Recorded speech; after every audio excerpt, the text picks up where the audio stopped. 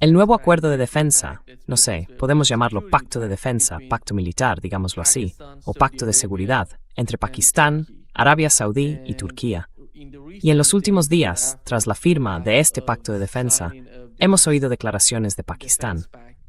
Han dicho que se trata de que los países musulmanes se unan. Arabia Saudí, de algún modo, ha guardado silencio al respecto. Dijeron que querían que Egipto formara parte de esto, pero parece que Egipto ha decidido no participar. Hubo dos informaciones. Una de ellas dice que proporcionaron a Egipto información de inteligencia falsa para ver cómo reaccionaría Egipto. ¿Iban a trasladar esa información a Estados Unidos?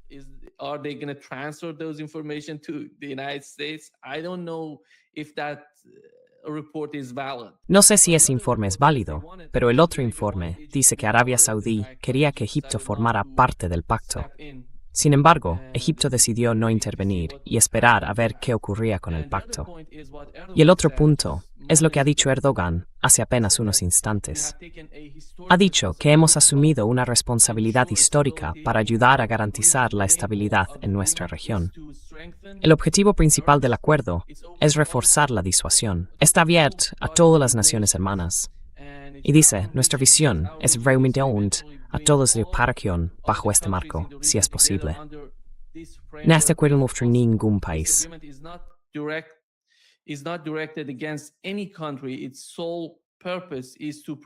Su único propósito es promover la paz y la estabilidad en la región y el bienestar de nuestros pueblos. Sabemos que toda la idea de que Arabia Saudí e Irán se acercaran a raíz de ese acuerdo, de ese acercamiento mediado de algún modo por chinos y rusos, giraba en torno a la paz y la prosperidad de la región. Bin Salman, MBS, siempre habla de esto. Pero toda la guerra contra Irán, la participación de los países del CCG, la cooperación de estos países contra Irán, ha destruido otro modo esa imagen. Pero ahora, es así que hay la región. ¿Cuál es su interpretación del pacto de defensa?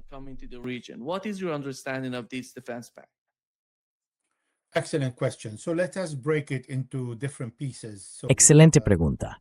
Vamos a dividirla en distintas partes para entender bien el significado de este pacto. En primer lugar, algunos dirían que en realidad se lleva hablando de este tipo de pacto desde hace 2 años. Eso es correcto. Sin embargo, hemos visto muchos pactos, incluidos algunos mucho más importantes en Asia Occidental, en los que las negociaciones siguen en marcha o que incluso han generado unidad entre países o colaboración entre ellos, acuerdos de defensa, pero que nunca se han puesto realmente en práctica.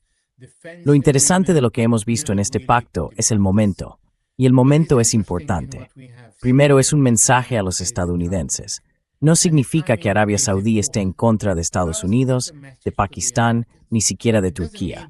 Al contrario, Turquía es un país de la OTAN.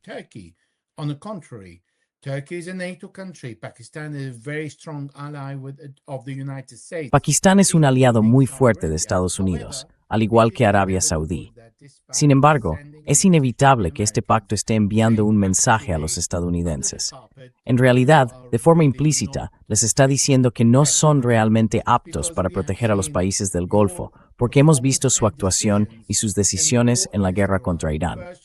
Primero, fueron a la guerra sin avisarnos. Segundo, fueron a la guerra sin estar preparados para la represalia iraní. Tercero, no lograron defenderse a sí mismos, ni a sus bases, ni proteger a los países del Golfo. Así que los saudíes buscan otra cosa para reforzar su seguridad y para enviar un mensaje al mundo, que Arabia Saudí, incluso sin Estados Unidos, tiene otros aliados que pueden situarse detrás de ella o a su lado y protegerla.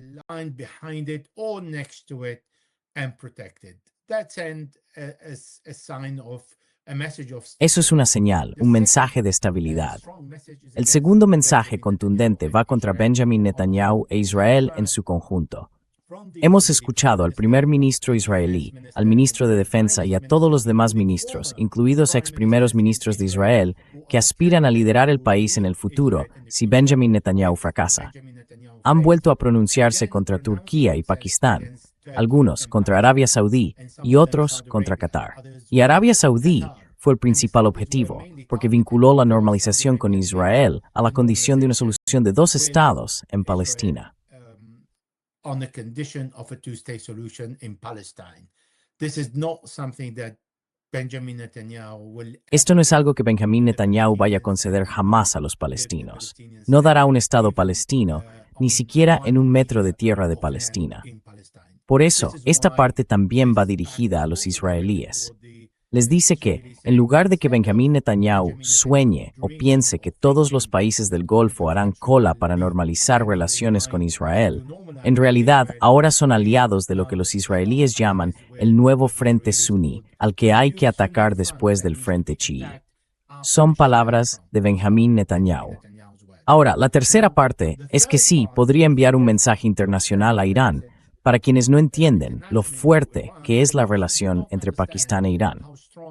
Comparten frontera, tienen muchos proyectos conjuntos, proyectos energéticos, y tienen el gasoducto que llega a Pakistán, que la parte pakistaní no ha llevado a cabo.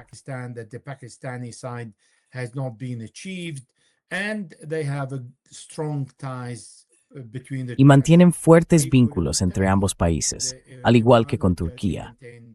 Irán y Turquía han mantenido sus fronteras, y Turquía fue, de hecho, un refugio seguro para los iraníes durante las muchas décadas de sanciones estadounidenses contra Irán.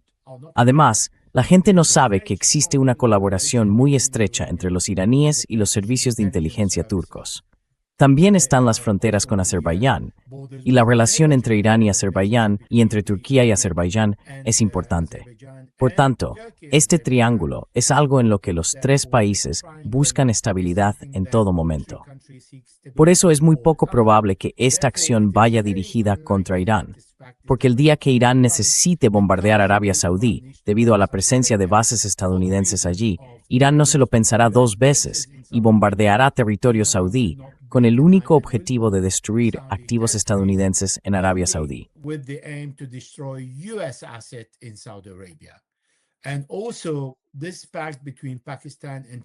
Y además, este pacto entre Pakistán y Turquía será muy reacio a apuntar sus armas contra Ansarullah en Yemen.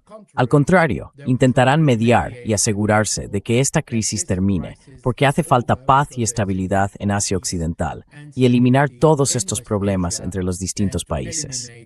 Así que todos en Asia Occidental saldrían beneficiados, con la excepción de los estadounidenses y los israelíes. Los estadounidenses no se irán pronto, pero los israelíes han recibido alto y claro el mensaje de que en realidad los países del CCG no están haciendo cola para ir a Israel y llegar a un acuerdo con los israelíes, sino que buscan otras opciones.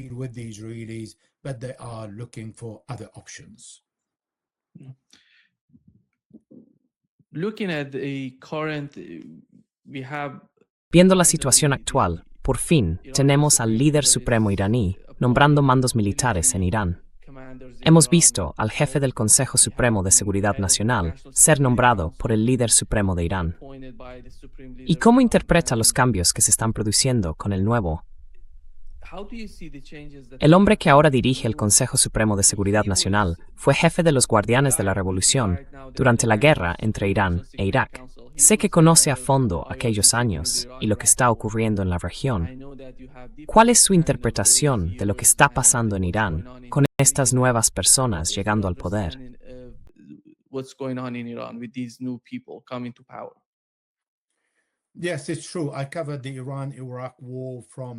Sí, es cierto.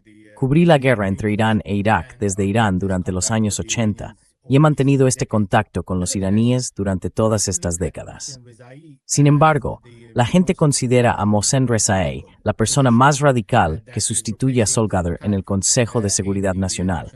Y eso no es del todo correcto, porque Solgadr era una figura orientada exclusivamente a la seguridad, a los guardianes de la revolución, a lo militar, muy alejada de la política. Mohsen Rezaei es distinto.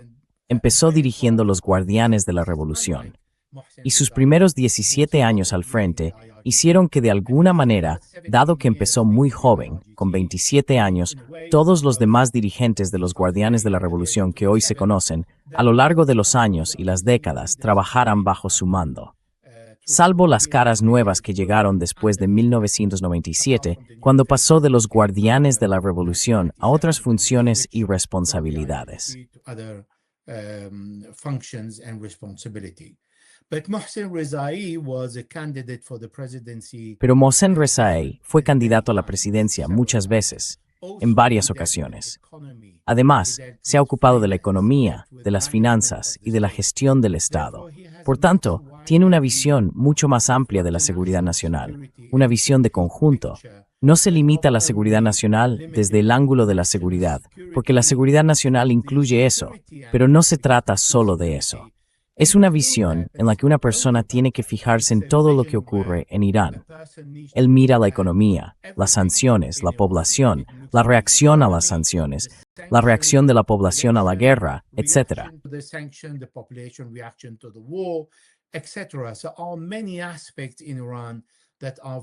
Así que en Irán hay muchos aspectos muy dinámicos, y alguien como Mohsen Rezai es la persona adecuada para este trabajo, también por otras cuestiones a las que voy a referirme. Si nos fijamos en el Dr. Ali Larijani, es una figura muy conocida entre la población. Si camina por la calle, la gente lo reconocerá. Si Solgadr caminara por la calle, muy poca gente sabría quién es. Si Mohsen Rezai camina por la calle, todo el mundo sabría quién es Mohsen Rezai.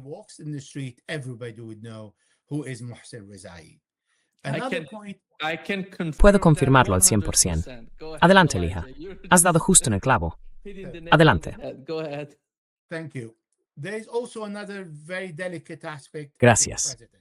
También hay otro aspecto muy delicado. El presidente Pezeshkian, Masoud Pezeshkian, no procede del ámbito político, no es diplomático, es médico, pero es un buen hombre en la función que está desempeñando, representando a los pragmáticos, como se les llama en Irán, pero no es un pragmático rebelde. No estamos hablando de Hatami, no estamos hablando de Hashemi Rafsanjani, no estamos hablando de esos líderes.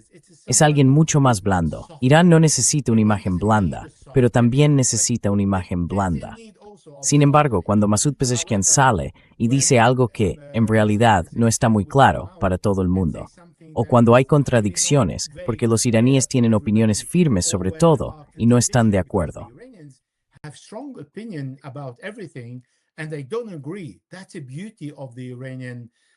Esa es la belleza de la política iraní y de su dinámica. Es muy evidente que hay gente, incluso en redes sociales, que se pelea y acusa a otros de ser traidores, aunque sean de los más leales a Irán, como Kalibaf, por ejemplo.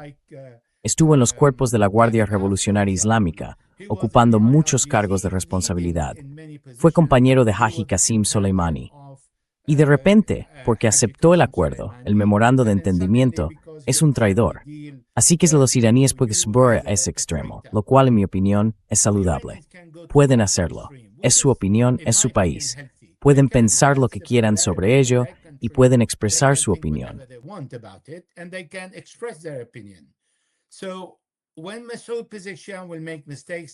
Así que, cuando Masoud Pezeshkian cometa errores y el Dr. Ali Larijani le corrija, Mohsen Rezai será la mejor persona para reconducir las cosas. Si lo que diga Pezeshkian crea algún malentendido, en particular entre los países del Golfo o en Occidente, que se lanzarían sobre ello.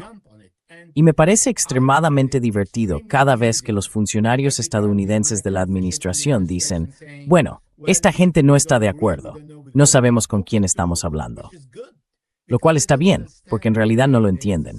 Hay una decisión central en Irán y todo lo demás en la periferia es algo sano, permitido.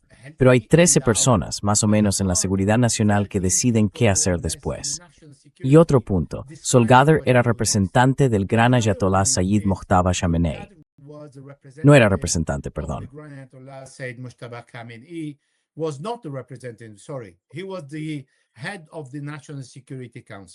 Fue el jefe del Consejo de Seguridad Nacional.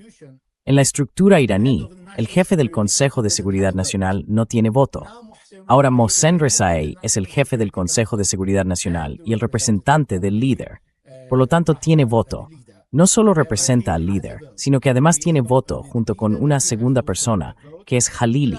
Es decir, el líder tiene 2 votos en el Consejo de Seguridad Nacional.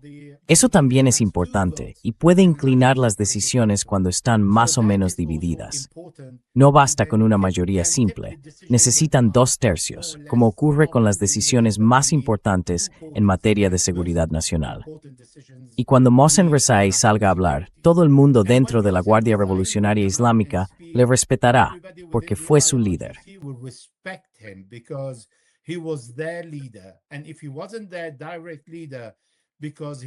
Y si no fue su líder directo, porque se marchó pronto y otras personas llegaron al poder, aún así conocen el peso pesado que representa esta persona y que puede ser escuchada. Eso no significa que Mohsen Rezaei vaya a llevar a Irán hacia los extremistas.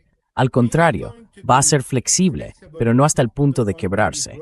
Y duro, pero tampoco hasta el punto de quebrarse, ni tan flexible como para que le pasen por encima. Así que Mohsen Rezaei sabrá cuándo crear un equilibrio y cuándo decir no a los estadounidenses, cuando estén débiles. Y Estados Unidos, en la mesa de negociación, es débil, no en el terreno militar. En el terreno militar, son el país y el ejército más poderosos del mundo, pero han fracasado a la hora de abrir el estrecho de Hormuz a todos los barcos sin la intervención de Irán. Irán decide sobre el estrecho de Hormuz.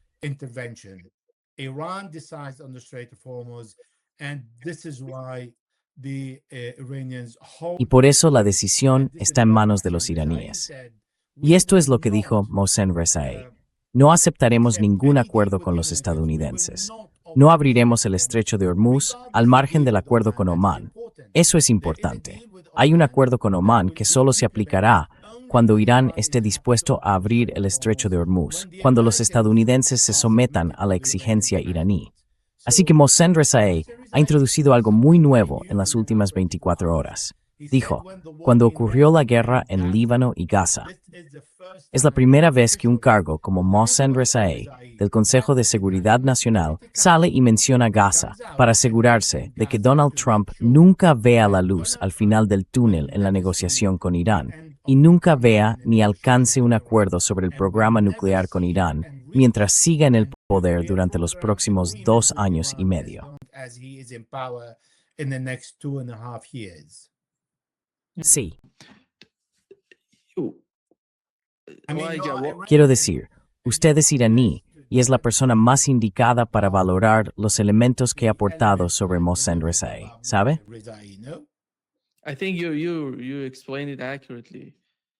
Creo que lo has explicado con precisión. No tengo, ya sabes. Creo que tus puntos han sido muy acertados. Y entiendes lo que está pasando dentro de Irán, Elijah. La cuestión es que, en lo relativo a la negociación, recibimos 2 informaciones. Una de Qatar y una era de Qatar.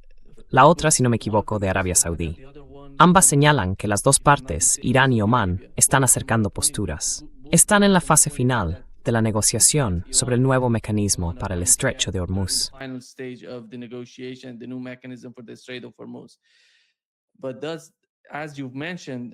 Pero, como usted ha mencionado, o como he mencionado yo, eso no significa necesariamente que vayamos a abrir el estrecho de Hormuz. El estrecho sigue cerrado. Ayer y anteayer, Donald Trump decía, está todo abierto, lo controlamos todo. ¿Y cómo ve la forma en que Irán está negociando con Omán? ¿Está Omán proporcionando de algún modo a Estados Unidos información sobre lo que está ocurriendo entre ambas partes, entre Omán e Irán?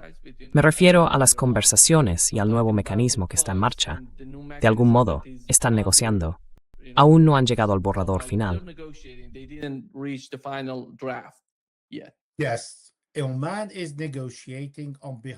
Sí, Omán está negociando en nombre del CCG de Estados Unidos.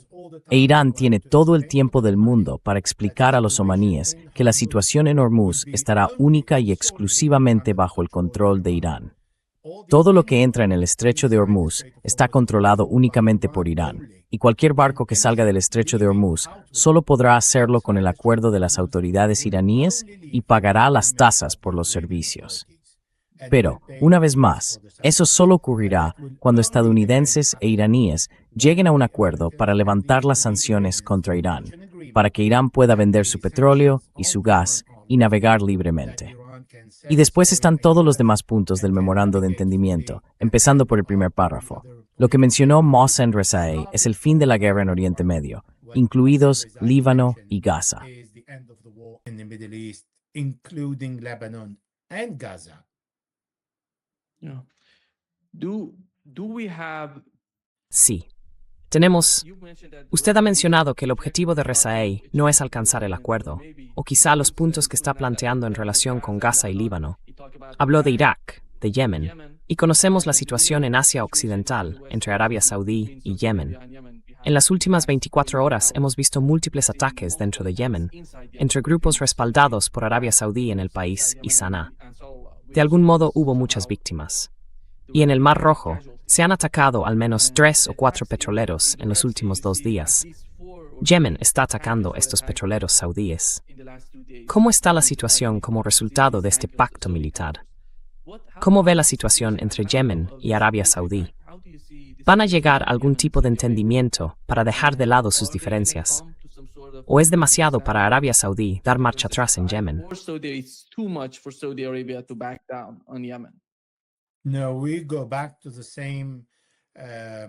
No, issue volvemos al mismo as the asunto. Strait of El Hormuz. problema del estrecho de Hormuz para los estadounidenses no se resolverá a menos que también se resuelva Bab el-Mandeb. Unless Y Bab el-Mandeb no se resolverá hasta que se levanten las sanciones saudíes contra Yemen. Hoy, igual que Bab el-Mandeb se ha vinculado a Irán y al estrecho de Hormuz, Irán también se está vinculando a Bab el-Mandeb. Cuando Irán habla del primer párrafo del memorando de entendimiento, se refiere a una solución para todo. Los iraníes solo necesitan negociar con los estadounidenses. No necesitan negociar con los saudíes. Corresponde a los estadounidenses hablar con los saudíes y resolver el problema de Yemen, de las sanciones y de Bab el-Mandeb. Eso significa que los saudíes están en una situación extremadamente difícil y también los estadounidenses. The Saudis are in, and also the Americans are in, because there are voices today in America saying. Porque hoy hay voces en Estados Unidos que dicen, aceptemos el acuerdo que cause menos daños con Irán, levantemos las sanciones al petróleo y permitamos que los iraníes exporten ese petróleo para que se abra el estrecho de Hormuz. Pero son unos auténticos ilusionistas, porque no entienden que Irán no va a hacer lo que quieren los estadounidenses, ni lo que más les conviene. Es decir, abrir el estrecho de Hormuz para que Estados Unidos pueda bajar el precio del petróleo dentro del país y el resto del mundo pueda empezar a respirar, porque el precio del petróleo está subiendo. Al contrario, los iraníes dicen, o resolvemos todos los problemas, o no se resolverá ninguno. Todo está vinculado. Así que lo que están haciendo los yemeníes en Bab el-Mandeb es detener la navegación de los saudíes que se dirige hacia el Cuerno de África y hacia Asia. Going toward the Horn of Africa and toward Asia. However, the Yemeni are Sin embargo, los yemeníes están bombardeando incluso los petroleros saudíes dentro del Mar Rojo. Así que atacan a estos barcos cuando se dirigen hacia Egipto y el Canal de Suez. Aquí es donde Ansarullah está enviando un mensaje. En realidad, la exportación de petróleo no va a limitarse a 3.250.000 barriles diarios. Eso es lo que este canal de Suez puede absorber al día, pero va a ser mucho menos. Y todo el mundo sufrirá no solo porque el 20% del flujo de petróleo y gas no pasa por el estrecho de Hormuz, sino también por un 28 o 29%. Así que aumentan el porcentaje. Y por cierto, me gustaría hacer un pequeño comentario sobre todos aquellos que se hacen ilusiones con el oleoducto que va desde Arabia Saudí y los Emiratos, fuera del estrecho de Hormuz, si me permiten. Pero depende de... Go ahead, yeah, exactly. Go ahead. Adelante. Sí, exactamente. Adelante. Porque hemos oído a Scott Bessent hablar de ello y decir, en los próximos 2 años vamos a tener una alternativa a este estrecho de Hormuz. Así que la importancia de este estrecho de Hormuz va a disminuir o va a desaparecer del panorama. Adelante. ¿Cuál es su interpretación de eso? Go ahead, your understanding of that. Yes, thank you. So that indicates Sí, gracias. Esto indica una vez más que la administración o bien miente o bien ignora los hechos. En primer lugar, estos oleoductos subterráneos requerirán mucho dinero. Habrá quien diga, pero los saudíes y los emiratíes tienen mucho dinero, pueden hacerlo. Estupendo, pero no pueden instalar bajo tierra las estaciones de bombeo ni la energía. Tienen que ponerlas en superficie. Segundo punto. Este oleoducto necesitará entre 2 y 3 años para transportar aproximadamente entre el 35 y el 40% del petróleo que se transporta por el estrecho de Hormuz.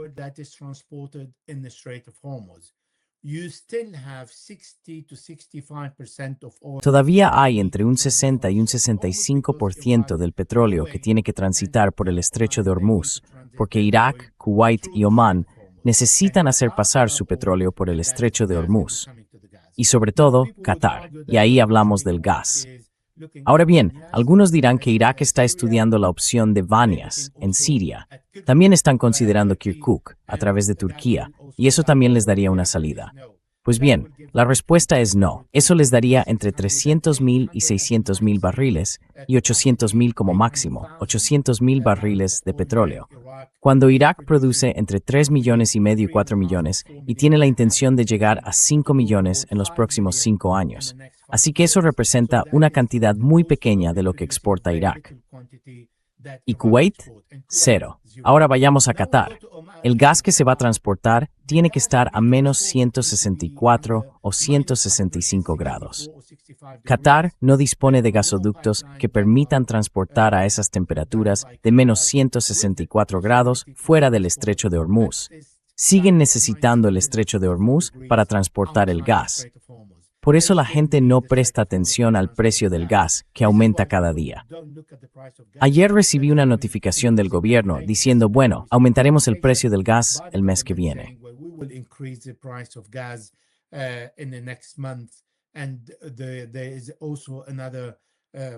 Y también hay otra subida de la electricidad del 2,5%. Así que todo está subiendo, pese a las subvenciones de los gobiernos en Europa. Hay muchos elementos que en realidad no son reales, que ofrecen los analistas y la administración estadounidense solo para calmar al mercado. Pero en realidad, eso no se aplica a las rutas alternativas al estrecho de Hormuz. Así que no, el estrecho de Hormuz es indispensable al menos durante los próximos 3 o 4 años. Y cuando una parte esté disponible fuera del estrecho de Hormuz, solo será entre el 35 y el 40%, tras invertir mucho dinero, y aún así no estará disponible para todos los países.